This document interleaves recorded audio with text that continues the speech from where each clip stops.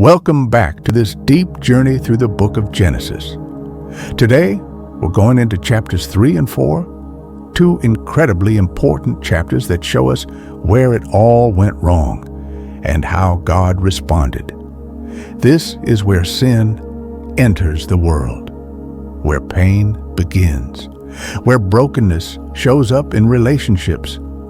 But it's also where we start to see just how merciful and intentional our God really is. So grab your Bible, get comfortable, and let's walk through this together, slowly, thoughtfully, and with open hearts. It starts with a conversation, not with God, but with the serpent. He doesn't shout or threaten, he just asks a question. Did God really say you can't eat from any tree in the garden? That small doubt opens the door. Eve listens. She sees, she takes, she eats. Then Adam does the same. And just like that, sin enters. Their eyes are opened, but not in a good way. Suddenly, they feel exposed. Shame creeps in. They try to cover themselves and hide. But God, He comes walking in the garden and He calls out, "Where are you?" He already knows what happened, but He still comes close, still calls their names. When God asks them what happened, the blame begins. Adam blames Eve. Eve blames the serpent. No one owns what they've done. Then come the consequences. The serpent is cursed. The woman will have pain in childbirth. The man will work hard to survive, and death becomes part of life. But tucked right into all of that is a promise. Genesis 3:15, the very first whisper of the gospel. God says a descendant of the woman will one day crush the serpent's head, even though the serpent will strike his heel. It's a prophecy about Jesus right here in the garden. And before they leave the garden, God does something remarkable.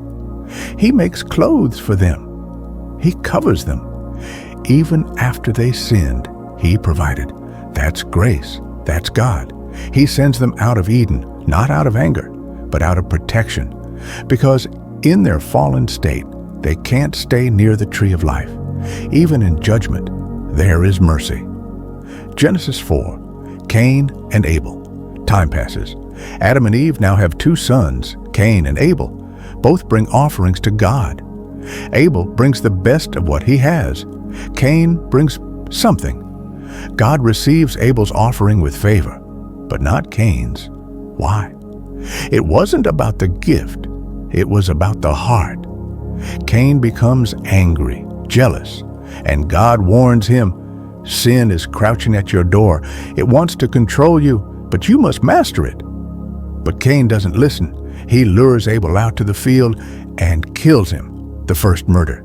God comes to Cain, "Where's your brother?" Cain responds coldly, "Am I my brother's keeper?" And God pronounces judgment. Cain will be a wanderer. But again, mercy. God places a mark on Cain to protect him. Even in discipline, God still guards him. Later, Adam and Eve have another son, Seth, and through Seth's line, people begin to call on the name of the Lord. Genesis 3 and 4 are raw and real. They show us how sin tears things apart, but they also show us how God keeps reaching, covering, protecting, and guiding. If you've ever felt like you messed up too badly, like you're too far gone, like you're carrying shame or anger or regret, this story is for you. Because even in our failure, God still shows up. So, what stood out to you most in today's study? Drop a comment. I'd love to hear from you.